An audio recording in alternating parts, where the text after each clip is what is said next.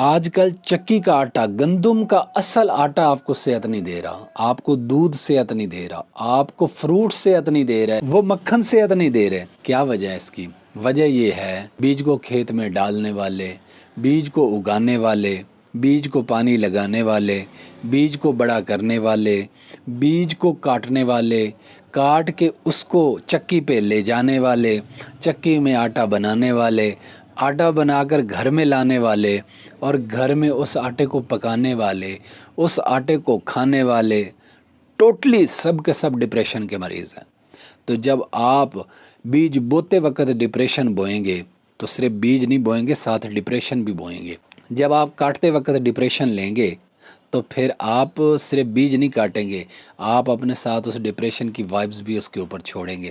اسی طرح آٹا گوندنے والی وہ ہماری ماں بہن بیٹی ڈری ہوئی سہمی ہوئی اپنے شوہر سے، اپنے سسرال سے، وہ کس طریقے سے اچھا اور شوق سے آٹا گوند پائے گی، اور کس طریقے سے وہ ان کو اچھا کھانا کھلا پائے گی؟